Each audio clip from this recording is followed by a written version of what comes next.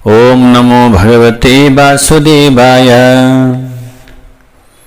सशंखचक्रं सकिरीटकुण्डलं सपीतवस्त्रं सरसीरुहक्षणं सहारवक्षस्थलकौस्तुभश्रियं नमामि विष्णुं शिरसा चतुर्भुजम्। त्वमेकशुद्धोऽसि त्वयि निगमबाह्यामलमयं प्रपञ्चं पश्यन्ति भ्रमपरवशाः पापनिरता बहिस्तेभ्यः कृत्वा स्वपदशरणं मानय विभो गजेन्द्रे दृष्टं ते शरणदवदान्यं स्वपददम्। ओम नमो भगवते वासुदेवाय। श्री विष्णु महापुराण को दोस्रो अंश को अब यहाँ द्वितीय अंश को सबैभन्दा पहिले दोस्रो अंश में 14औं अध्याय में पराशर नाम गरेका ऋषिले मैत्रेय नाम गरेका ऋषिवरलाई बताउँदै जानु भएको छ। निशम्य तस्येति वचः परमार्थ समन्वितं प्रशयावनतो भूत्वा तमाह नृपति द्विजम्। पराशरले भन्नुहुन्छ, परमार्थबाट सम्पन्न भएका ती ब्राह्मणका वचनलाई सुनेपछि राजाले अत्यन्त विनय भावपूर्वक नम्र भएर ब्राह्मणसँग भन्दछन्।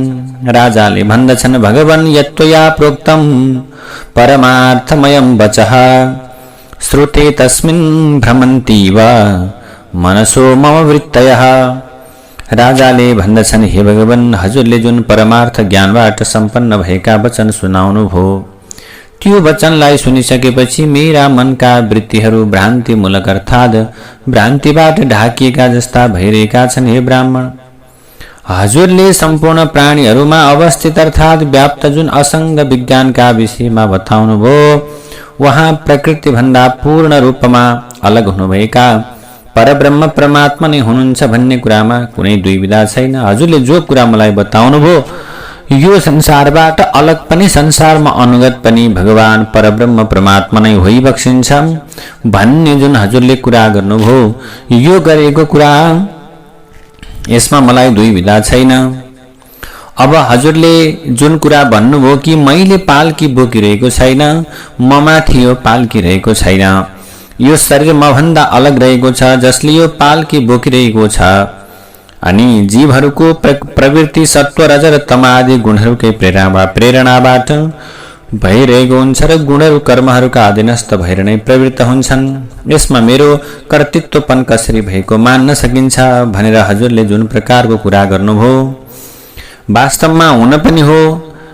यो शरीर त एउटा माध्यम मात्रै हो। भक्तवृन्द, यहाँ आज ती रहुगण नाम गरेका राजालाई जड भरत नाम गरेका आज ती सन्यासी अथवा भनौं ती ब्राह्मणदेवले के गर्नु भएको छ, ज्ञान दिइरहनु भएको छ। जड भरतले भन्नुभएको छ, मैले त यो पाल्की बोकिरहेको छैन महाराज, अब हजुरलाई मैले बोकेको जस्तो मेरो काँधमाथि भएको जस्तो लाग्छ भने यो असत्य हो। भनिसके पछाडि अब यहाँ बताउँदै जानु भएको छ यो विषयमा हजुरले अथवा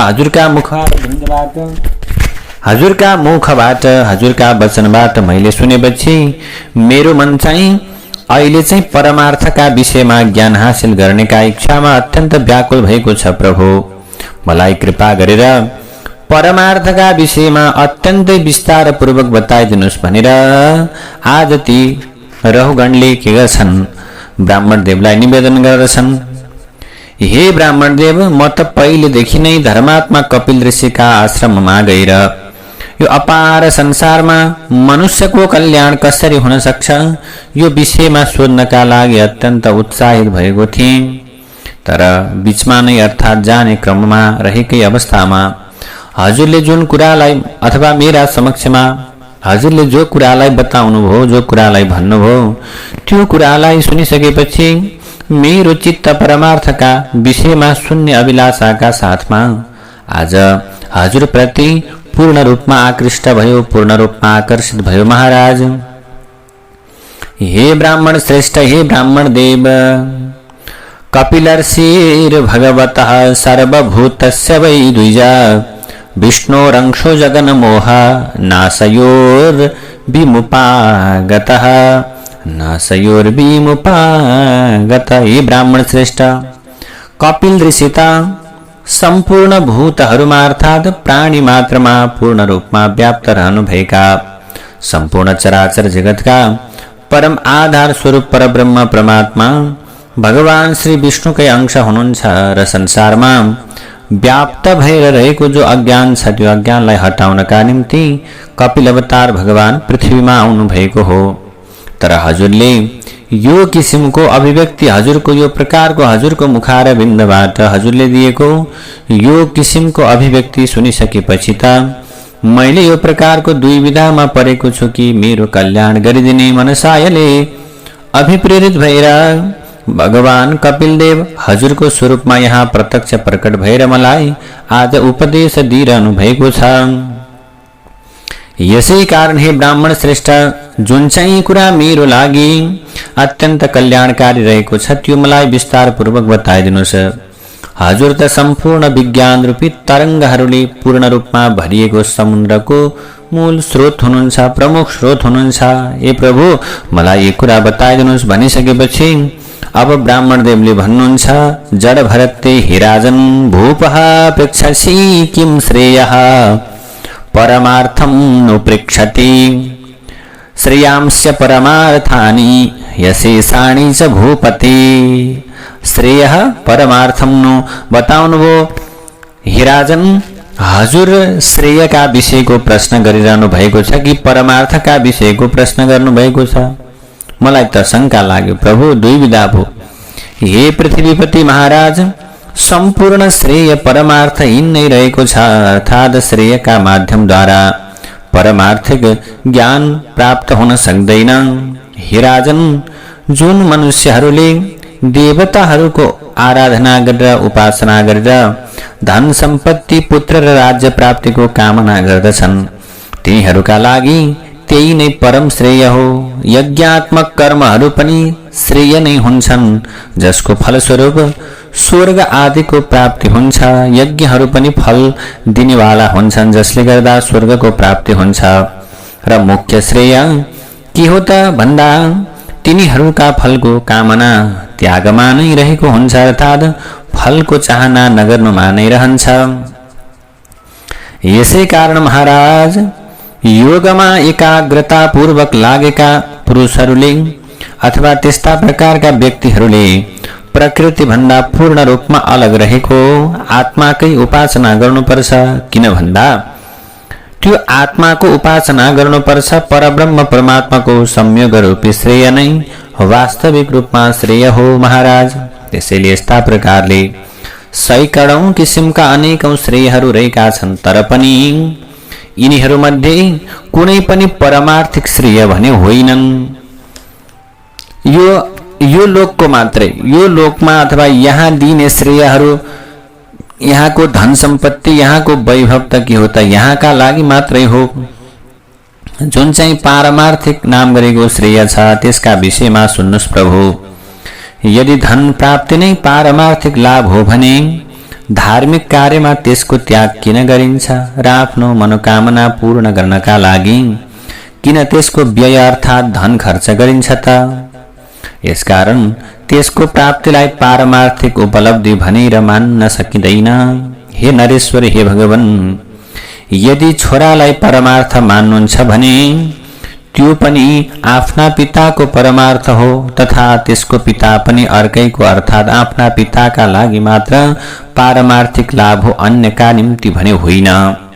यसै कारणले पिताको कार्यरूप छोरालाई यो चराचर जगतमा परमार्थ भनेर भन्न सकिँदैन। किनभने यो प्रकारको कार्यलाई परमार्थ मान्ने हो भने त सम्पूर्ण कारणहरूको कार्य पनि परमार्थ हुनुहुन्छ, अथवा भनौं सम्पूर्ण कारणहरूको कार्यलाई पनि परमार्थ भनेर मान्नुपर्छ।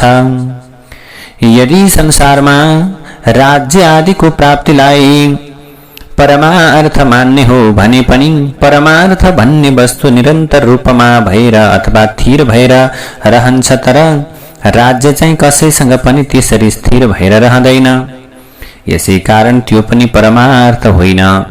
यदि ऋग यजुर र साम वेद यी तीनवटा वेदहरूका मन्त्रहरूबाट सम्पन्न गरिने यज्ञ यज्ञादि कर्महरूलाई हजुरले परमार्थ मान्नुहुन्छ भने त्यो विषयमा पनि मेरो मान्यता सुन्नुहोस् प्रभु।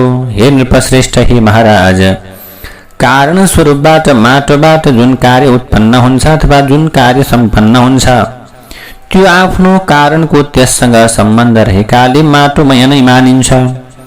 यसै गरेर विनाशशील समिदा, घिउ र कोषादि द्रव्य अर्थात् पदार्थहरूका माध्यमद्वारा जुन यज्ञ यज्ञादि कर्महरू सम्पन्न हुन्छन् ती पनि विनाशशील नै हुन्छन्।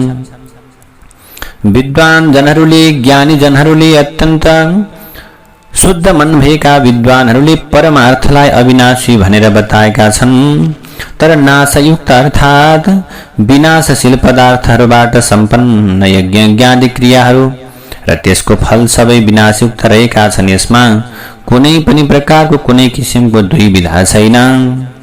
यदि महाराज हजुर फलको कर्मलाई अथवा फलको कामना नगरिएका अर्थात् निष्काम भावपूर्वक गरिएको कर्मलाई परमार्थ मान्नुहुन्छ भने त्यो मुक्तिको साधन रूप भएकाले साधन मात्र हो, परमार्थ चाहिँ होइन।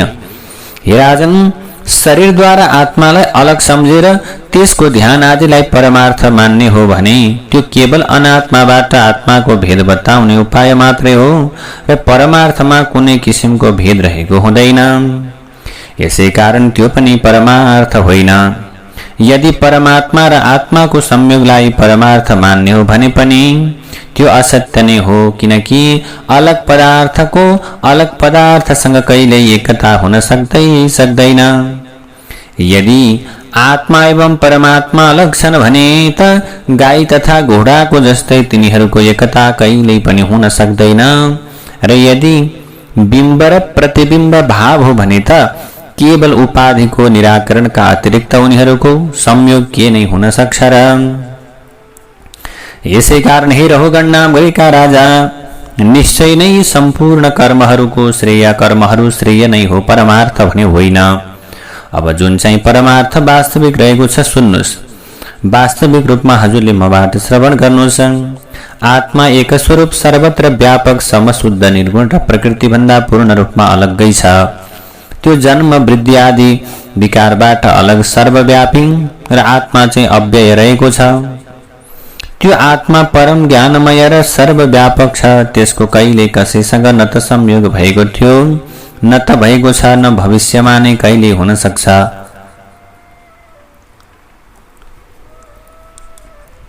आफ्नो तथा अर्काको शरीरमा वर्तमान अर्थात् सधैँ अवस्थित रहेको त्यो आत्मा एक रहेको छ।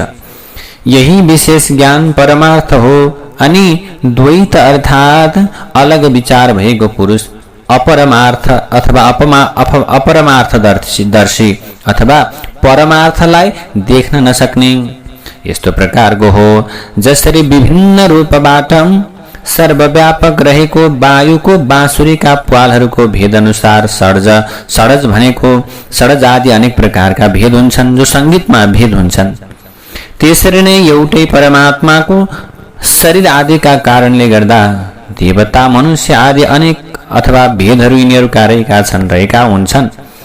अब एक स्वरूप भएको आत्माको जुन अनेक प्रकारको भेद छ, आत्मा एउटै छ तर अनेक प्रकारका भेद छन्। त्यो चाहिँ बाहिरी अर्थात् शरीर आदिको प्रवृत्तिका कारणबाट नै उत्पन्न भएको हो। देवादि शरीरहरूका भेदको विनाश भइसकेपछि त्यो अर्थात् बाहिरी भेद भने रहँदैन। त्यो त केवल अविद्याको आवरण मात्रै हो। अब यसरी बताइसकेपछि मौन धारण गरेर मनन गरिरहेका राजालाई देखेर ब्राह्मण देवले फेरि अद्वैत सम्बन्धी कथा अर्थात् संसार असत्य छ, ब्रह्मा एकमात्र सत्य छ, मायाको व्यवहारिक सत्ता छ, मायाका माध्यमबाट रचना भएकाले जगतको स्वरूप अनिर्वचनीय छ भनेर प्रतिपादन गर्ने आदि शङ्कराचार्यको सिद्धान्तका विषयमा पनि आज भरतले सुनाउन आरम्भ गर्नुभयो। श्रूयताम् नृपसारधूला यद्गीता मृभुणा पुरा अवबोधं जनयता निदाघस्य महात्मनः। हे महाराज, प्राचीन समयमा महात्मा निसाघलाई ज्ञानका विषयमा उपदेश दिँदै महर्षि ऋभुले जे बताउनु भएको थियो त्यसका विषयमा सुन्नुछ। हे भूपति, परमेश्वर अर्थात् प्रजापति ब्रह्माजीका ऋभु नाम भएका एउटा छोरा थिए। उनी स्वभावले नै अर्थात् स्वतः सिद्ध रूपमा नै परमार्थ तत्त्वका ज्ञाता थिए। अर्थात् उनी परमार्थ तत्त्वका सम्बन्धमा पूर्ण रूपमा उनले ज्ञानलाई हासिल गरेका थिए। त प्राचीन कालमा पुलस्त्य ऋषिका छोरा निदाग उनका शिष्य थिए, जसलाई उनले अत्यन्त हर्षोल्लासपूर्ण अवस्थामा अर्थात् प्रसन्नतापूर्वक तत्त्वज्ञानका विषयमा उपदेश दिएका थिए। ऋभुले अनुभव गरे कि सम्पूर्ण शास्त्रहरूको ज्ञाता भए तापनि निदागको अथ अद्वैतवादमा श्रद्धा रहेको छैन। यी निदाग जो छन् यिनी चाहिँ अद्वैतवादमा श्रद्धा गर्दैनन्। त्यो समयमा देविका नदीको किनारमा पुलस्त्य ऋषिद्वारा बसाइएको परम रमणीय र अत्यन्त समृद्धशाली वीरनगर नाम भएको आनन्ददायी नगर एउटा शहर थियो। त्यो सुन्दर उपवनहरूबाट सुशोभित भएको त्यो नगरमा प्राचीन कालमा ऋभु ऋषिका शिष्य योगका ज्ञाता निदाघले अत्यन्तै राम्रो तरिकाले निवास गरेका थिए। महात्मा ऋभु 1000 दिव्य वर्ष बितिसकेपछि आफ्नो शिष्य निदाघलाई भेट्नका लागि उनको त्यो अत्यन्तै रमणीय नगरमा गए। जुन समयमा निदाग बलि वैश्वदेव कर्म गरिसकेपछि आफ्नो चाहिँ ढोकामा उभिएर अतिथिहरूको प्रतीक्षा गरिरहेका थिए। त्यसै बेलामा ती निदागले उनले के गरे, ऋभु नाम गरेका महर्षिलाई देखे र उनलाई अर्घ्य दान दिएर अत्यन्तै सम्मानपूर्वक आफ्ना कुटीमा लिएर आए। अब यसरी कुटीमा लिएर आइसके पछाडि यसरी अत्यन्त श्रद्धापूर्वक उनले कुटीमा आफ्नो घरमा लिएर आए।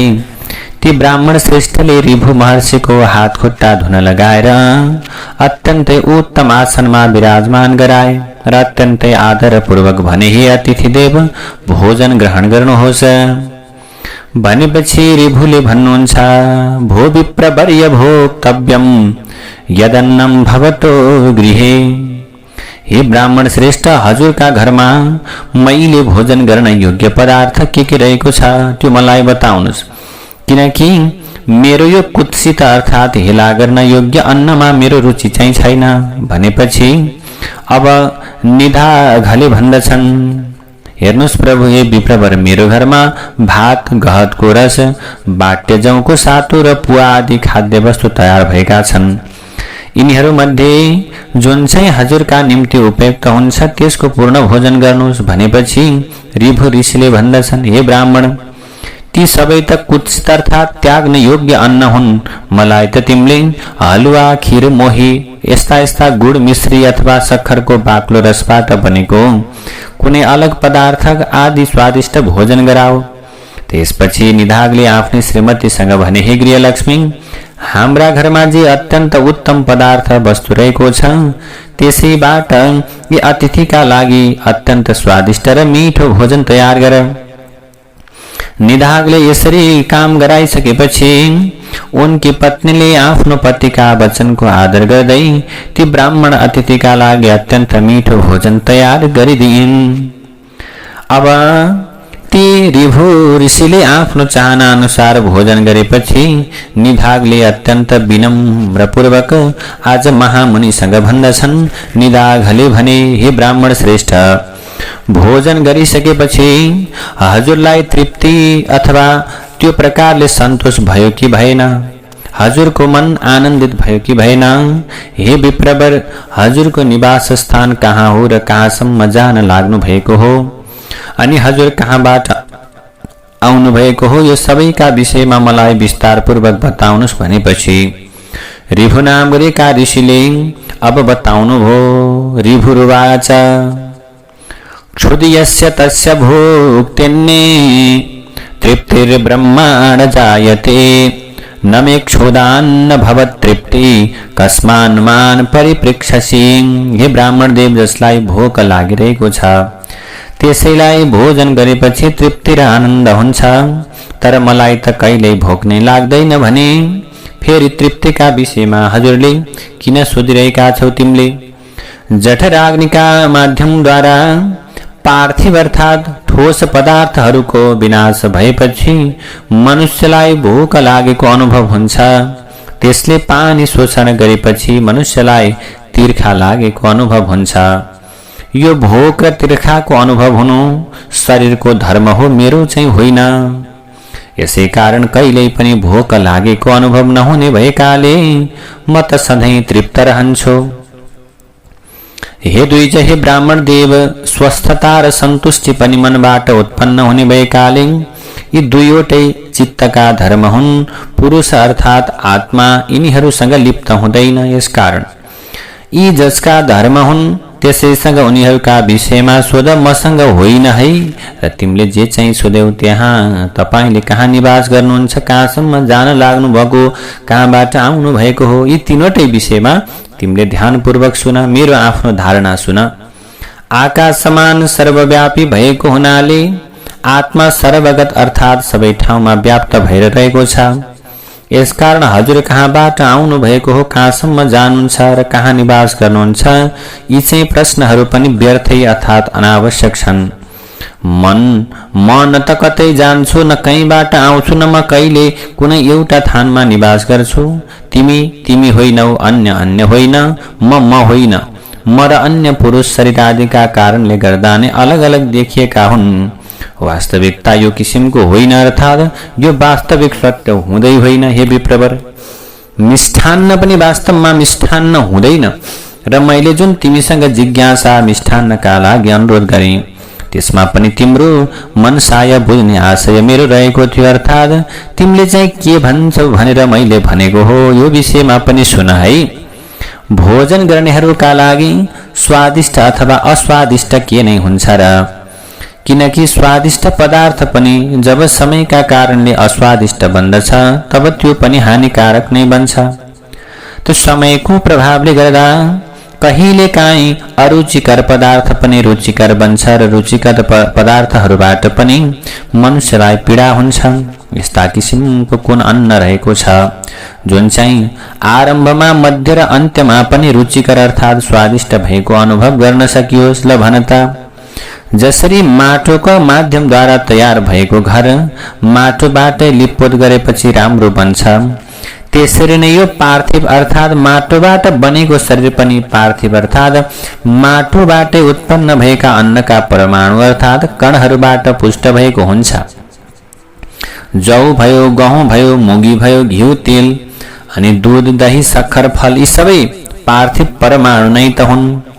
यिनीहरूमध्ये कुनलाई स्वादिष्ट भन्ने, कुनलाई चाहिँ अस्वादिष्ट भनेर बताउने। यसकारण तिमीले यो प्रकार बुझेर स्वादिष्ट र अस्वादिष्टका विषयमा विचार गर्ने मनलाई समानदर्शी बनाउनु पर्छ।